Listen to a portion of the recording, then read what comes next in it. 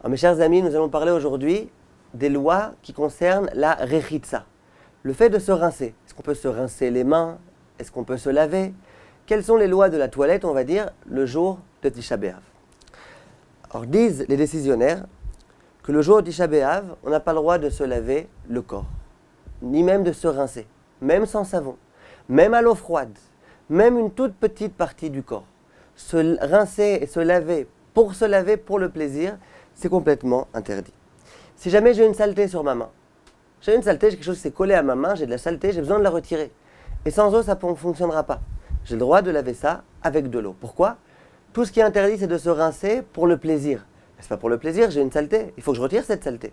Donc j'ai le droit de me rincer la partie qui est sale pour retirer la saleté. Une femme qui viendrait, par exemple, faire la vaisselle. Disons le jour de Tisha B'Av, après Chatzot, on a déjà le droit, sans aucun problème, de faire la vaisselle.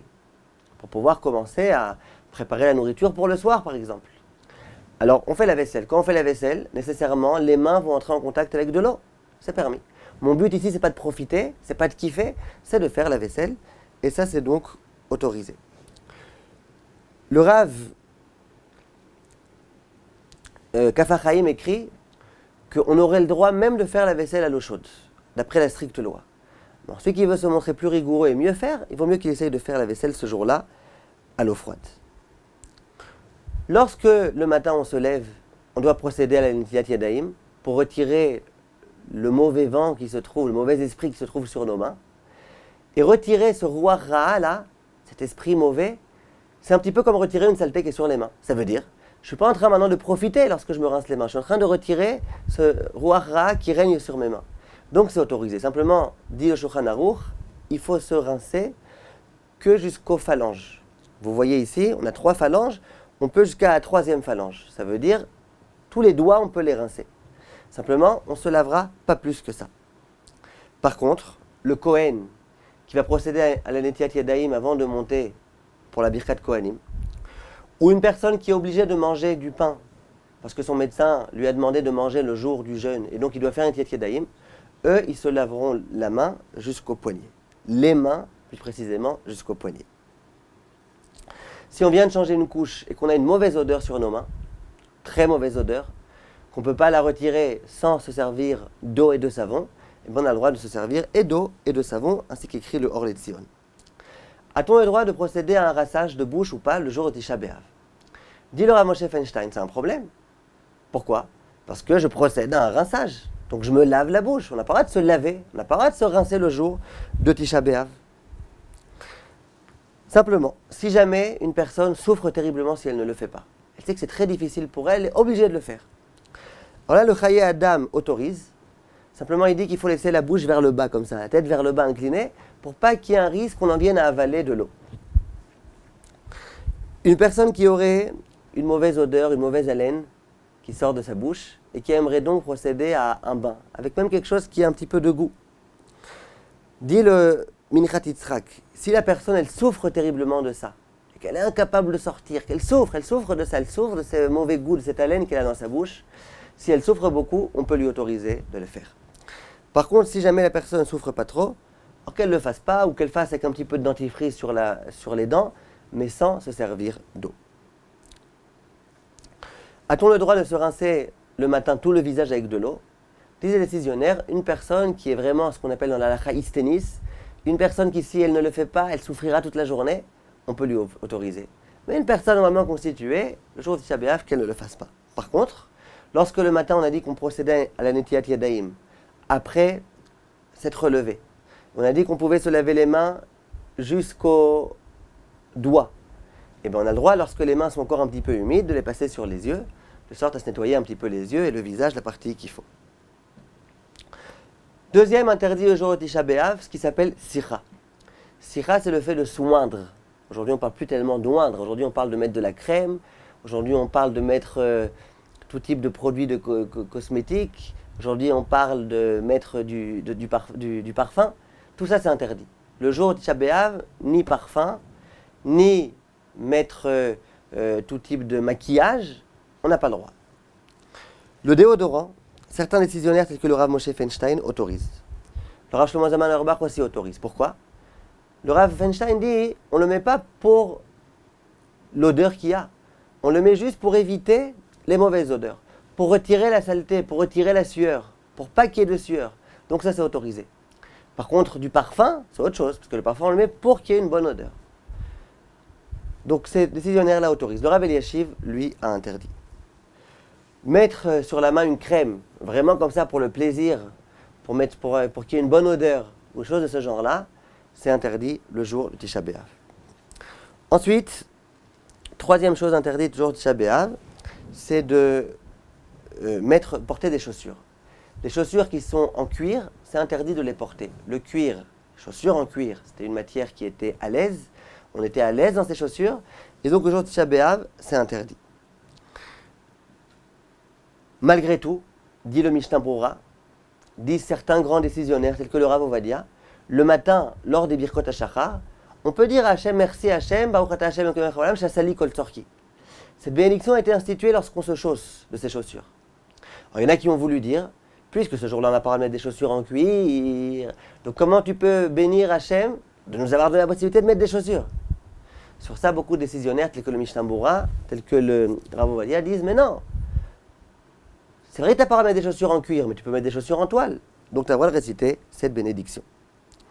Au sujet de chaussures qui sont en toile, mais qui sont super à l'aise, coussins d'air, ressorts, je ne sais pas exactement ce qui existe, des chaussures très à l'aise, encore plus à l'aise que les chaussures en cuir. Aujourd'hui, les gens, ils mettent presque plus de chaussures en cuir. Ils sont avec des baskets et des tennis, tout type de chaussures comme ça, très à l'aise. Le Panim Meirot, un grand décisionnaire, dit que c'est interdit. Pourquoi? Il faut toujours conserver l'esprit de la halakha. Pourquoi on n'a pas à mettre des chaussures en cuir? Parce qu'à l'époque, c'est ce qui était très à l'aise. Si aujourd'hui je trouve des chaussures qui sont encore plus à l'aise que les chaussures en cuir, eh bien sûr, ce sera interdit. C'est dans ce sens-là que le Rav Eliashiv et le Rav Shlomo Zalman Auerbach vont aller. Ils vont dire qu'il vaut mieux essayer d'éviter de mettre des chaussures qui sont très à l'aise. Le Rav Ovadia Yosef, ainsi que le Steipeler, ils disent qu'il y a lieu d'autoriser. Ce qui a été interdit, c'est le cuir. On ne peut pas inventer des nouvelles choses. Le cuir est interdit. Les chaussures en toile sont autorisées. Elles sont très à l'aise, bon, alors qu'elles soient à l'aise. Donc on a ici une discussion entre nos maîtres, et on comprend un petit peu l'esprit de la halakha. Il vaut mieux si on peut essayer de mettre des chaussures qui ne sont pas trop à l'aise.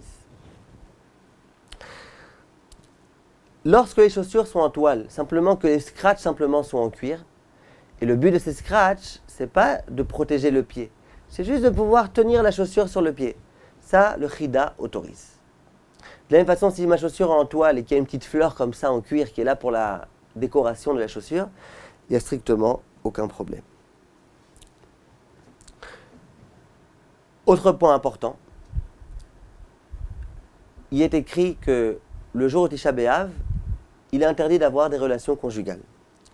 Et le Shulchan Aruch va écrire qu'il ne faut pas dormir non plus dans le même lit. Pourquoi? Lech lech amrinan et nezira. Le nazir, on lui recommande de s'écarter au maximum du vin et de tout ce qui peut s'apparenter au vin. Ben là, pareil. Si on dit à cet homme-là, tu peux être dans le lit avec ta femme, etc., mais tu n'as pas le droit d'avoir une relation, il risque malheureusement d'en arriver au pire. Donc, il ne faut pas dormir dans le même lit. On m'a souvent posé la question, est-ce qu'il faut alors séparer les lits? J'ai écrit une longue tchouva à ce sujet, qui se trouve d'ailleurs sur le site Torah Academy, une tchouva qui est écrite en hébreu, et dans laquelle je prouve que ce n'est pas obligatoire. Ça veut dire, si c'est deux lits qui sont séparés, simplement, c'est deux lits distincts, simplement qui sont collés l'un à l'autre, on a le droit de dormir chacun dans son lit, bien que les lits sont accolés l'un à l'autre. C'est pas comme lorsque la femme est nida. Si la femme est permise à son mari, simplement qu'on est le jour de Tisha B'Av, alors c'est pas la peine de séparer les lits. Simplement, il faut que chacun ait un lit à soi, avec deux matelas distincts. Si jamais c'est un seul grand lit, alors là, bien évidemment, écrit dans Shulchan Aruch que c'est interdit. Se passer des objets de main en main ou choses de ce genre-là lorsque la femme n'est pas nida, ça, il y a lieu d'autoriser, il n'y a pas de problème. Par contre, toucher sa femme, si c'est de façon affectueuse, alors là, il faut éviter. Si ce n'est pas de façon affectueuse, la nuit, on préfère éviter, le jour, on peut autoriser. Ensuite, la femme a le droit, le jour de Tisha B'Av, d'après la halakha stricte, elle a le droit, si elle veut, de mettre des bijoux. Simplement, la coutume, c'est essayer d'éviter. Jour de Tisha B'Av, malgré tout, c'est jour de Tisha B'Av. Donc, on n'est pas en train de se pomponner, etc., de mettre des bijoux et tout. Mais d'après la halakha, si une femme souhaite mettre des bijoux, pas les bijoux qu'elle met Shabbat et Yom Tov, les bijoux qu'elle met en semaine, elle aura le droit, le jour de Tisha B'Av, de les porter. Ensuite, que se passe-t-il lorsque le Tisha B'Av tombe un Shabbat et que le jeûne est reporté au dimanche, au 10 Av? Est-ce que le Shabbat de Tisha B'Av, on peut avoir des relations ou pas? L'opinion du Shulchan Aruch, c'est d'autoriser. Telle est la coutume Sfarad. L'opinion du Rama, du Rav Ashkenazim, c'est d'éviter. Lorsqu'il y a un cas de nécessité, par exemple c'est le soir du mikvé, la femme va se tremper vendredi soir. Ou par exemple que le couple a besoin de se retrouver, a envie de se retrouver, on peut autoriser, s'il y a une grande nécessité, même pour les Ashkenazim. Maintenant, le Or Letzion écrit que même les Sfaradim, il vaut mieux qu'ils évitent d'avoir des relations conjugales ce vendredi soir en question. Mais à nouveau, d'après la halakha, c'est autorisé pour les Sfaradim en tous les cas, sans aucun problème. Dernier point important, le jour de Tisha B'Av, il est écrit En Sheilat Shalom B'Tisha B'Av. C'est pas un jour où on vous rencontre les amis, ah comment ça va, tu vas bien, bonjour, etc. Le jour de Tisha B'Av, on reste bouche bée. On rencontre un ami, c'est pas à peine de lui parler, de lui dire bonjour, comment ça va, shalom, etc. S'il y a quelqu'un qui vient me dire bonjour parce qu'il ne connaît pas cette halakha, écrit que je peux lui répondre. Mais avec beaucoup de sérieux, bonjour. Pas ah comment ça va et on commence à blaguer. Non, bonjour. Il est écrit aussi dans le Shulchan Aruch, Yesh mi sheomer shelo yeler ve'yetayel bashuk, kedei shelo yavo lidei schok ve'kalut rosh. Il y en a qui disent que le jour de Tisha B'Av, c'est pas un jour où on doit se promener. On se promène dans la rue, on commence à s'amuser, on rencontre des connaissances, et puis on risque d'en venir à beaucoup discuter et à détacher son esprit du deuil du Beth Amikdash. Donc il vaut mieux rester dans un coin, rester à la maison, au Beth Knesset, c'est l'idéal, et pas trop se promener et s'amuser un petit peu partout. A-t-on le droit, le jour de Tisha B'Av, de dire, par exemple à son ami ou à son épouse qui se trouve quelque part, avant d'aller dormir, Laila Tov, bonne nuit. Le Leket Yosher dit que c'est permis. Je rencontre quelqu'un dans la rue, et je ne me vois pas de rien lui dire. Est-ce que j'ai le droit de lui faire un petit signe de la tête? Réponse, c'est permis. Je rencontre quelqu'un qui a eu un bébé il n'y a pas longtemps. Je le rencontre aujourd'hui pour la première fois le jour de Tisha B'Av. Est-ce que j'ai le droit de lui dire Mazal Tov? Dire Shalom et tout, on dit que non. Mazal Tov, j'ai le droit ou pas? Les décisionnaires, on a le droit. C'est une bracha, c'est pas un bonjour, c'est une bracha, ça on a le droit. Si je viens le voir exprès pour lui dire ça, il vaudrait mieux chercher un autre moment que le jour de Tisha B'Av. Mais en tous les cas, si je le rencontre à ce moment-là que je veux lui dire Mazal Tov, ou s'il y a une Brit Mila le jour de Tisha B'Av, ou quelque chose du genre, j'ai le droit de le dire. De dire Refoua Shelema à quelqu'un qui est malade, j'ai le droit aussi de le faire. C'est à nouveau, c'est pas dire bonjour, c'est pas demander des nouvelles, c'est bénir quelqu'un et lui souhaiter nos meilleurs souhaits. J'étais avec quelqu'un, je vais lui dire au revoir. Est-ce que j'ai le droit ou pas? Le Rav Shlomo Zalman Auerbach dit qu'il vaut mieux lui dire de la façon suivante, Shenizke leitraot bebinyan bet hamikdash bekarov. Qu'on ait Bezrat Hashem le mérite de se revoir, pas stam au revoir. Qu'on puisse se revoir Bezrat Hashem rapidement avec le Bet Hamikdash reconstruit. Offrir un cadeau à quelqu'un pendant Tisha B'Av, c'est interdit. Parce qu'offrir un cadeau, c'est comme lui dire je m'intéresse à toi, je veux savoir comment tu vas, je souhaite ton bien. Et donc ça procède un petit peu du même problème que de dire à quelqu'un shalom. Donc on n'a pas le droit. Promettre à quelqu'un un cadeau pendant Tisha B'Av, c'est aussi interdit. Par contre, s'il s'agit d'un pauvre, non seulement on peut lui donner de la tzedaka, mais on peut lui offrir des cadeaux si on sait qu'il a besoin de ce cadeau. Et c'est quelque chose d'important. Autre point important, le jour de Tisha B'Av, c'est interdit d'étudier la Torah. Ça veut dire quoi, c'est interdit? Il y a des paragraphes, des passages qu'on a le droit d'étudier. Et il y a des passages qu'on n'a pas le droit d'étudier. Les passages qu'on a le droit d'étudier, il faut les étudier.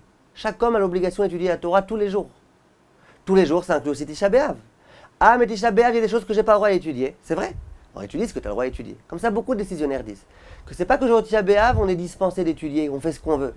Non, on doit étudier. Simplement, la halakha nous dit qu'est-ce qu'on doit étudier et qu'est-ce qu'on n'a pas le droit. Il y en a qui vont dire que non. Le jour de Tisha B'Av, on est complètement dispensé d'étudier. C'est sûr qu'on a le droit d'étudier ce qui est autorisé, mais on n'est pas obligé d'étudier toute la journée. C'est une grande discussion entre les décisionnaires. En tous les cas, on a le droit, par exemple, d'étudier Yov, le livre de Yov, de Job. On a le droit d'étudier la Megillah de Echa. On a le droit d'étudier les lois du deuil.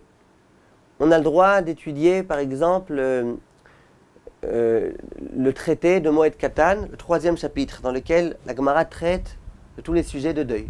Ça, c'est des études qui attrissent un petit peu, ça c'est autorisé. Il y a toute une sugia qu'on a le droit d'étudier dans Masechet Gitin, qui relate tous les faits qu'il y a eu au moment de la destruction du Beth Amikdash, c'est autorisé aussi. Il y a, bref, certaines choses qu'on a le droit, certaines choses qu'on n'a pas le droit.